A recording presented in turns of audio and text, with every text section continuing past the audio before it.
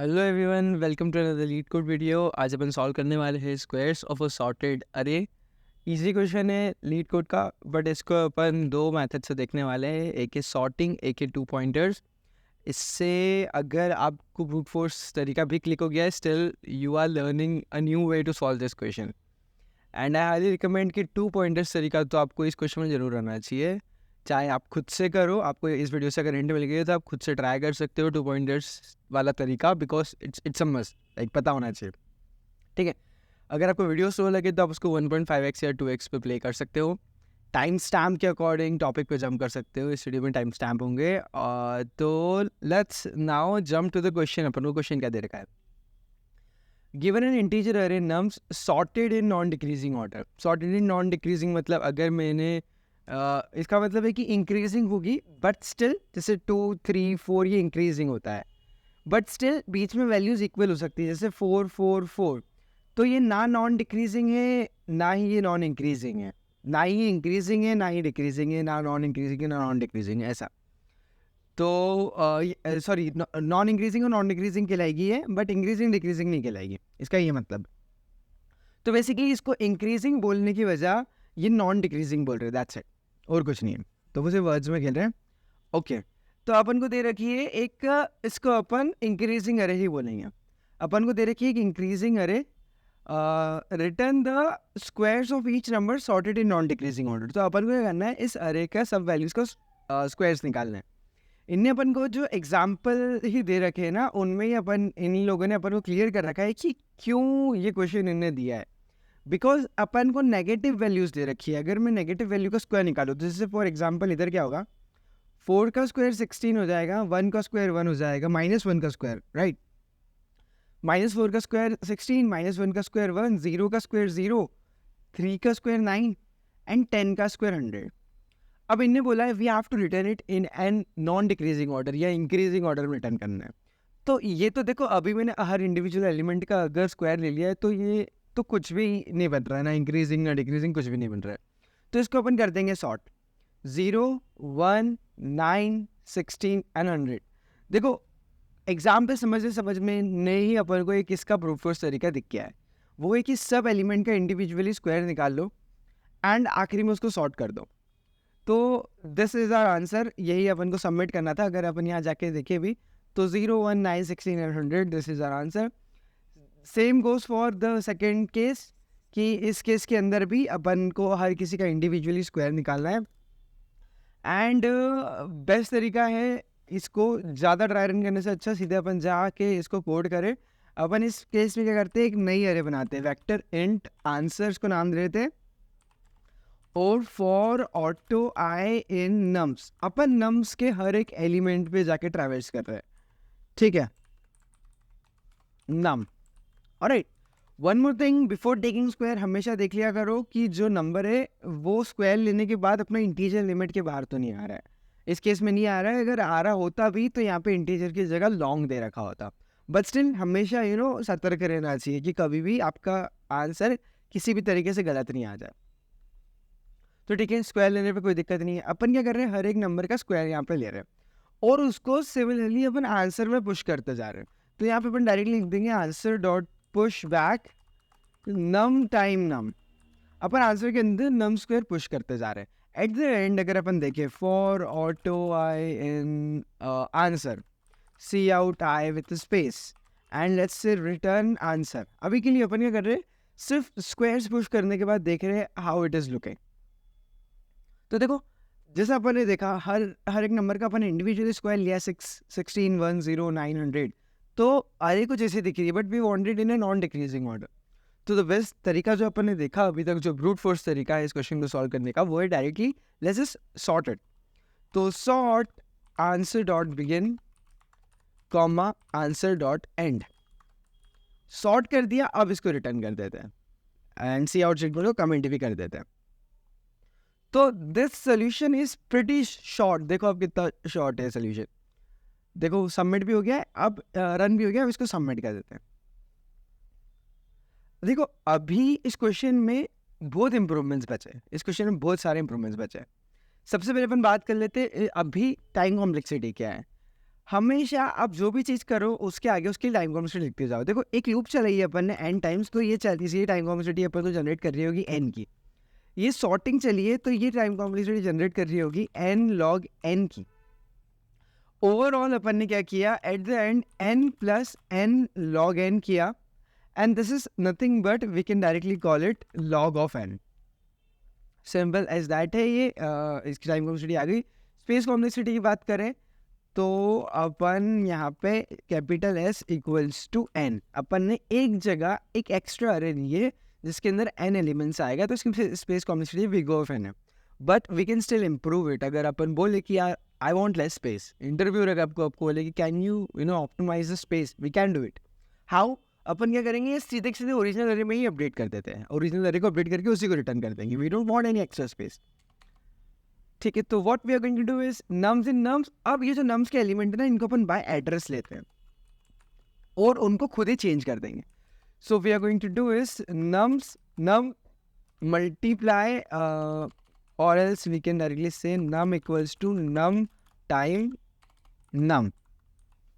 अपन ने ओरिजिनल अरे को ही चेंज कर दिया। अभी भी अपनी टाइम कॉम्प्लेक्सिटी तो n ही है और सॉर्ट करने की टाइम कॉम्प्लेक्सिटी भी n log n ही है, बट अपनी जो स्पेस कॉम्प्लेक्सिटी है वो बच गई। एक और बार रन करते हैं अपन।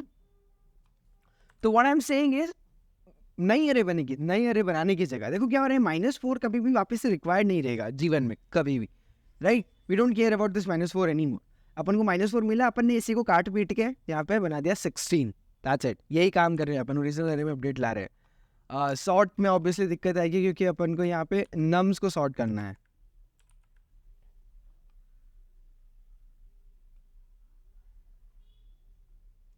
ऑलराइट, छोटी मोटी दिक्कतें आती रहती है, it's not a big deal. ठीक है, तो दिस इज गेटिंग एक्सेप्टेड। अब अपनी स्पेस बच गई है, तो अपन ने ओवरऑल इस पर्टिकुलर सोल्यूशन की बात करनी है कि टाइम कॉम्प्लेक्सिटी जो लग रही है वो है अपनी n log n, जो कि मेनली सॉर्टिंग से आ रही है ना, जो कि मेनली सॉर्टिंग से आ रही है। स्पेस कॉम्प्लेक्सिटी अपन ने बिग ऑफ n थी, इसको ऑप्टिमाइज करके अपन ने बिग ऑफ 1 बना दिया है। ठीक है, ये भी एक्सेप्टेड है। यहाँ पे अपन ने स्पेस बचा ली है, बट इट्स फाइन। अब इसको और कोई बोले यार नहीं, I want to optimize this more, right? इस क्वेश्चन को और ऑप्टिमाइज करना है। क्यों? क्योंकि देखो क्वेश्चन में इन्होंने अपन को दे रखा है लाइक स्क्वेयरिंग ईच एलिमेंट। देखो उनको पता है what we are doing, what we are trying to do, या इन्हें काइंड ऑफ आंसर ही दे दिया है अपन को। Squaring each element and sorting the new array is very trivial. Could you find an big O of n solution using a different approach? They don't want us to use the big O of n log n approach. They want us to use big O of n approach. या तो ये leet code पूछ रहा है, अगर आप interview में आपका सेम क्वेश्चन है तो इंटरव्यूअर भी आपसे ये सेम क्वेश्चन पूछ सकता है। Now can you optimize it further? तो अपन बोलेंगे हाँ भैया, हाँ we can optimize it. And to optimize it सबसे पहले अपन को क्वेश्चन को थोड़ा और इन डेप्थ समझना पड़ेगा। अभी दिक्कत कहाँ आ रही है, अभी अपनी दिक्कत कहाँ आ रही है? अभी अपन अगर इसको सॉर्ट करें, है ना, जो अपन ने आई गेस ऊपर करके रखा है क्या पहले से ही? नहीं, ठीक है। अभी अगर अपन इसको सॉर्ट करें तो अगर अपन अभी इसका स्क्वायर ले, यहीं पे स्क्वायर ले इसका, तो क्या होगा?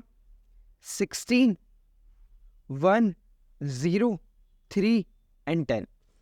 अब देखो इस पूरे स्क्वायरिंग से मैं एक चीज बता सकता हूं कि असली में हो क्या रहा है।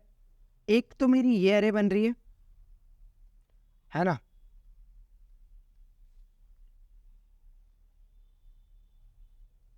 और तो और एक तो मेरी ये अरे बन रही है। अब मैं दो अरे क्यों बता रहा हूं? दोनों के दोनों अरे सॉर्टेड है। देखो ये भी इंक्रीजिंग ऑर्डर में गई है, ये भी इंक्रीजिंग ऑर्डर में गई है। अब है ना, ये भी इंक्रीजिंग ऑर्डर में गई है, ये भी इंक्रीजिंग ऑर्डर में गई है। जो अपनी फाइनल अरे होगी उसके अंदर कितने एलिमेंट्स होंगे? टोटल ऑफ 5 एलिमेंट्स होंगे। 1 2 3 4 5, है ना, टोटल ऑफ 5 एलिमेंट्स होंगे। तो ये देखो ये दो अरेज है। अब मैं बोल रहा हूँ कि ये वाली जो अरे है ना, ये एंड यहाँ पे हो रही है, ये वाली जो अरे है ना, ये एंड यहाँ पे हो रही है। तो ये दोनों देखो सॉर्टेड अरेज है। अब इनको अपन दूसरे पर्सपेक्टिव से अगर देखें तो वो कुछ ऐसा होगा कि अपन ने ऐसा लिख लिया, 1 16 एक तरफ लिख लिया, 0 3 10 एक तरफ लिख लिया। ये दो अरेज है अपने पास। अब मेरा कहना ये है कि जो अपनी फाइनल एरे बनेगी जिसके अंदर 1 2 3 4 5 एलिमेंट्स है, let me shift it here, या जिसके अंदर 5 एलिमेंट्स है, उसका जो लास्ट एलिमेंट होगा वो या तो ये होगा या तो ये होगा, है ना, या तो ये होगा या तो ये होगा, या तो वो ये होगा या तो वो ये होगा। ठीक है, कैसे डिसाइड करेंगे? जो इन दोनों में से बड़ा होगा वो यहाँ आ जाएगा। क्यों? क्योंकि इंक्रीजिंग ऑर्डर में आ रहे हैं अपनी, तो जो इन दोनों में से बड़ा होगा वो यहाँ आ जाएगा। अब ये वाला एलिमेंट अपन ने यूज़ कर लिया है ना, तो अब इसको अपन यूज़ नहीं कर सकते, इसको आगे बढ़ा दो, है ना, ये एलिमेंट यूज़ कर लिया, इसको आगे बढ़ा दो, पॉइंटर को, 2 पॉइंटर बना दिया अपन ने, है ना। और समझने के लिए मैंने उन दोनों को ऐसे यहाँ पे अलग से लिखा है, बट असली में अपन को ये ऐसे ऐसे करने की ज़रूरत नहीं है, we can directly move our 2 pointers here. अब क्या हो रहा है कि यहाँ पे भी again what is happening is still, अब मेरे को देखना है कि 1 बड़ा है कि 10 बड़ा है। मैंने देखा 10 बड़ा है, यहाँ पे डाल दो 10 को, 10 वाला पॉइंटर कम कर दो, है ना, ये जो 10 था ये 10 वाला पॉइंटर कम कर दो। अपन क्या कर रहे हैं, अभी इस अरे को पीछे से आगे अप्रोच कर रहे हैं, है ना।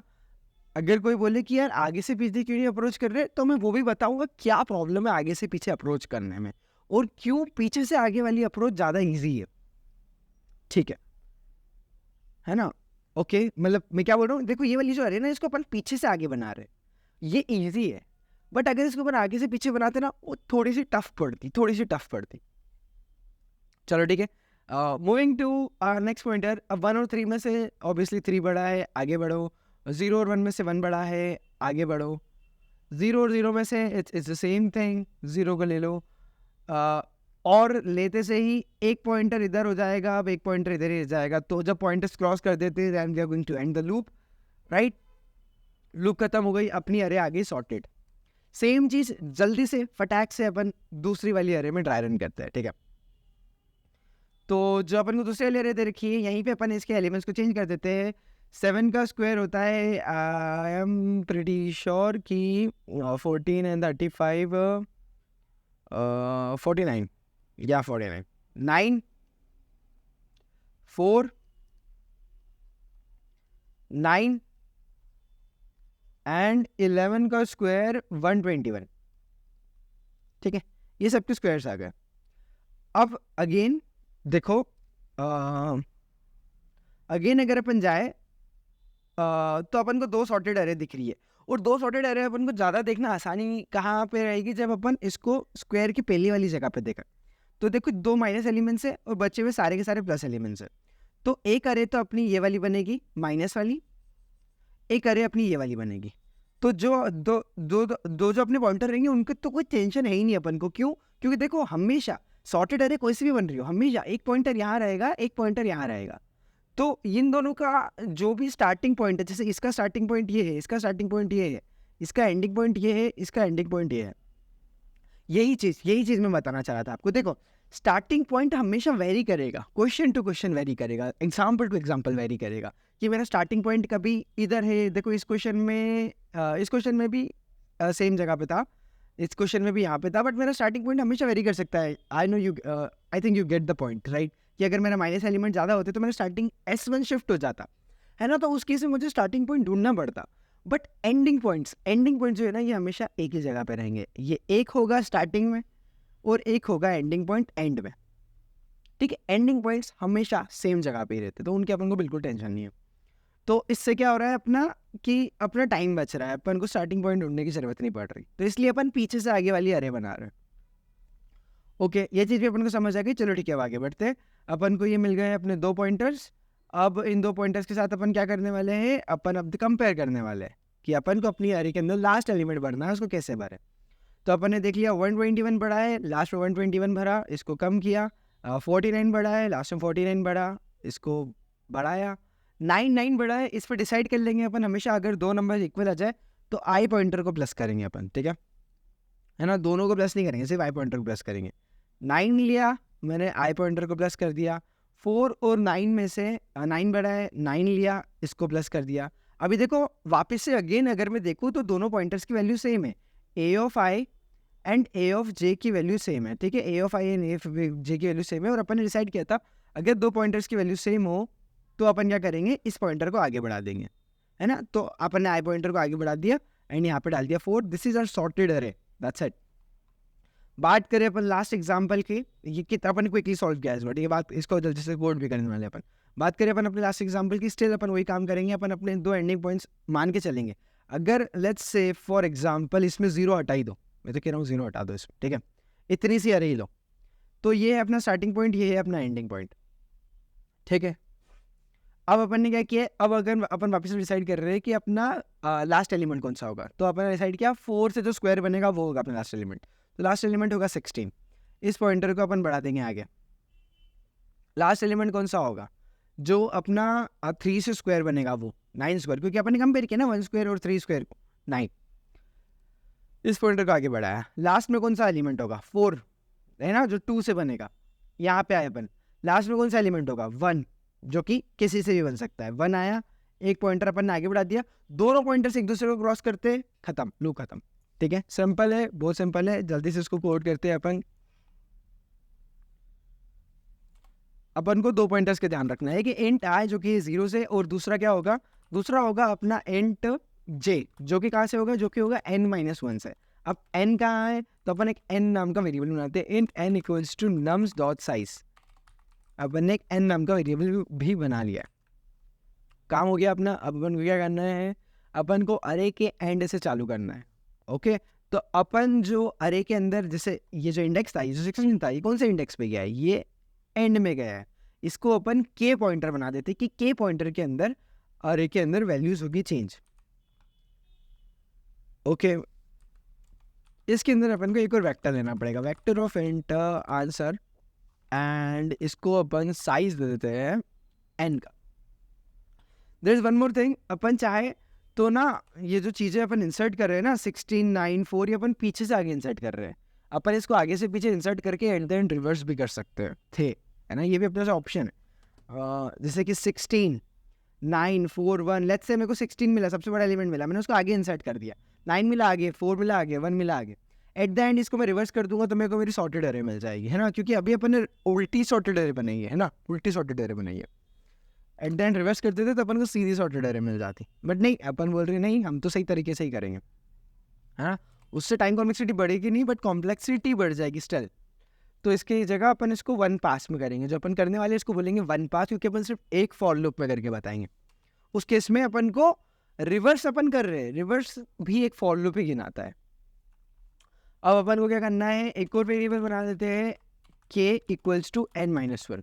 ये अपनी आंसर के अंदर डिसाइड करेगा, k वेरिएबल अपनी आंसर के अंदर डिसाइड करेगा कौन सा एलिमेंट कहाँ जाएगा, जो एलिमेंट है वो kth इंडेक्स पे जाएगा।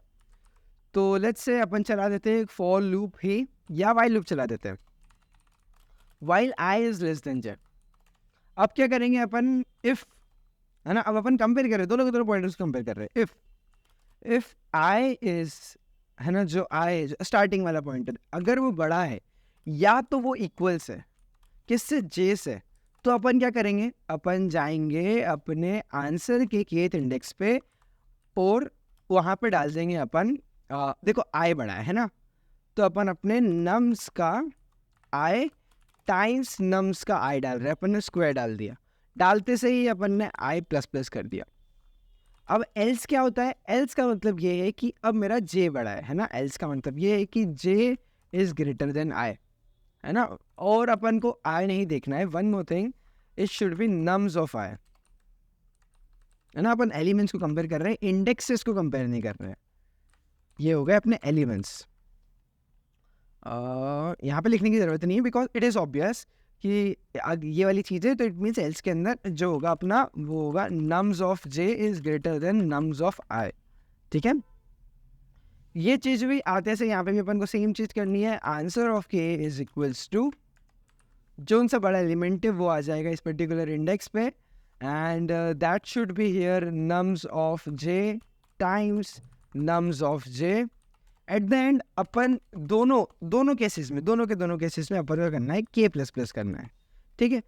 अगर आप चाहते तो आप ऐसा भी कर सकते थे, है ना, ये केस को दोनों को अंदर भी लिख सकते थे, बट इसका ये फायदेमंद नहीं है। क्यों? क्योंकि देखो यार, सेम स्टेटमेंट 2 बार रिपीट हो रहा है और इफ एल्स दोनों के अंदर है वो, तो मैं यहाँ घुसूँ कि यहाँ घुसूँ, जब मेरे को दोनों जगह वो काम करना ही है तो इसको बाहर ही लिख दूँ ना मैं, है ना।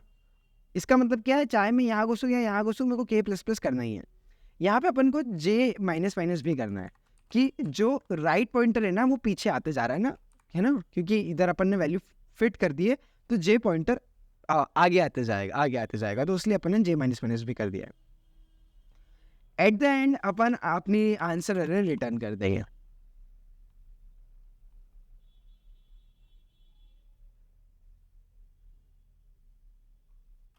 वन स्मॉल थिंग, ऊपर नीचे लिख दिया था मैंने उनको। ओके, ठीक है, छोटी मोटी गलतियां कर रहा हूँ मैं।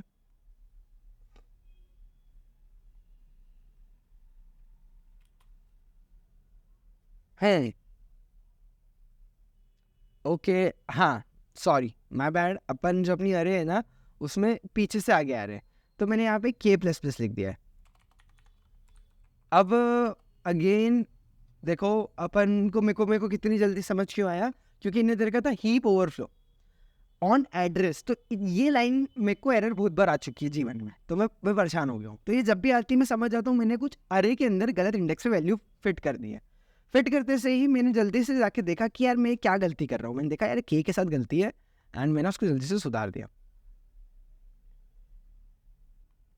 रॉन्ग आंसर आ रहा है अपना आउटपुट में आ रहा है we have done something wrong. -4 यहाँ पे अपने देखो 0 पे रिपीट हो गया है, एंड ठीक है। So the best thing is अपन अंदर आके देखो, अपन ने क्या कि nums of I and nums of J को कंपेयर करा है, एंड अगर नम्स ऑफ आई बड़ा है, आई स्टार्टिंग से है ना,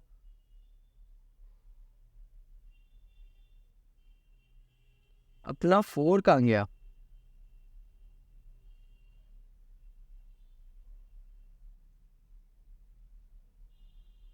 okay, let's do one thing, let's just add some cout statements. ठीक है, i space j endl. ठीक है, वी नो क्या होने वाला है। जैसे ही मैं लूप के अंदर आया, सबसे पहले जीरो और लास्ट इंडेक्स कंपेयर होगा, जीरो तो लास्ट इंडेक्स कंपेयर होगा। मुझे पता है अभी कि 4 और 10 स्क्वायर में से 10 स्क्वायर बड़ा है, तो ये वाला पॉइंटर यहाँ पे डिक्रीज हो गया। अब क्या किया मैंने, -4 और 3 को कंपेयर किया। मेरी गलती, ये छोटी सी गलती है। यहाँ पे ना अपन एक नेगेटिव एलिमेंट और एक पॉजिटिव एलिमेंट को कंपेयर कर रहे हैं। डेफिनेटली हमेशा पॉजिटिव एलिमेंट ही जीतेगा। अपन को इन एलिमेंट्स को कंपेयर नहीं करना है, इनकी एब्सोल्यूट वैल्यूज़ को कंपेयर करना है, ज़्यादा अच्छा रहेगा, है ना। अपन यहाँ पे डायरेक्टली इनको कंपेयर कर रहे हैं ना, इसकी जगह अगर अपन की एब्सोल्यूट वैल्यू को कंपेयर करेंगे तो अच्छा रहेगा। ठीक है, ABS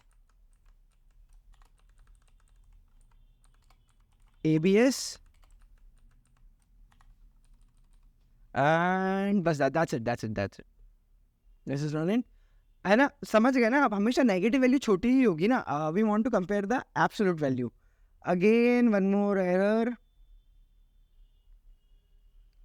0th index 4th index, है ना, सही है। 0th इंडेक्स 3rd इंडेक्स सही है। 1st index and the 3rd index सही है।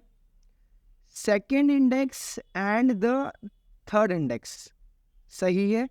तो 2nd इंडेक्स और 3rd इंडेक्स में से मैंने एक इंडेक्स लिया। ठीक है, मैंने ऑब्वियसली 2nd इंडेक्स लिया होगा।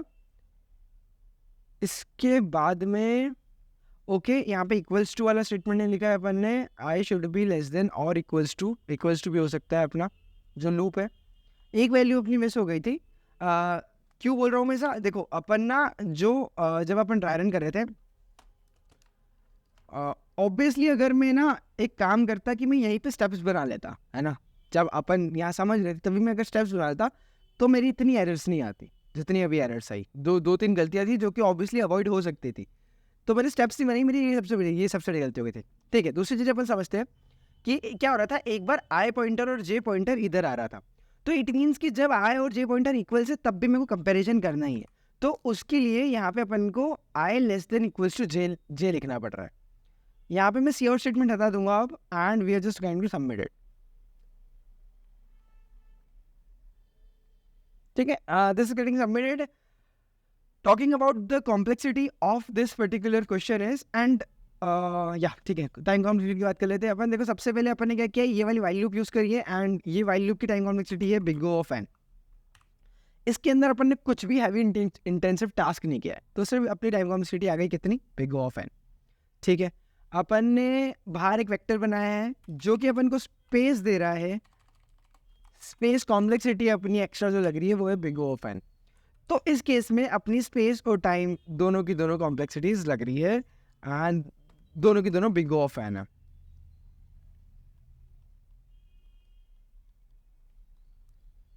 One more thing that I want you guys to know is that, अगर आपको नहीं पता है, आपको पता है तो it's well and good. Thing is that अपन ने सिर्फ एक लूप के अंदर इस क्वेश्चन को सॉल्व किया है, तो this is called a single pass solution, कि अपन ने सिर्फ एक सिंगल लूप के अंदर इस क्वेश्चन को सॉल्व किया है ना। अपन ये कर सकते थे, अपन चाहते थे फॉर लूप भी चला सकते थे, उसके अंदर अपन को फॉर लूप के अंदर अगर अपन चलाते ना इस क्वेश्चन को, तो अपन को थोड़ा सा और आसान पड़ता है, इतनी एरर्स नहीं आती। अपन को क्या करना था, डायरेक्टली फॉर लूप के अंदर for int k equals to n minus 1, k should be always greater than or equals to 0 and minus minus k, that's it। ये अपन करते हैं, तो देखो k वेरिएबल भी है, यहीं पे अपना इनिशियलाइज हो गया, एंड k मेंटेन भी यहीं पे होगा कि k माइनस माइनस हो रहा है, एंड सब चीज़ें यही होगी अपनी। ठीक है, अपन को क्या करना है, अब यहाँ से ये k स्टेटमेंट हटाना है, and let's just run it. ठीक है, k पीछे से शुरू हो रहा है एंड k 0 तक जाएगा, and this is also good, well and good. तो वाइल की जगह आप चाहो तो आप फॉर लूप से भी इसको सॉल्व कर सकते हो। मैंने आपको दोनों तरीके बता दिए कि how we can solve in any of the particular way. ठीक है, टाइम वाले से दोनों के सेम है, एंड क्वेश्चन समझ आ गया हो तो please leave a like, and if you have not subscribe कर लो। I will see you in the next video, bye bye.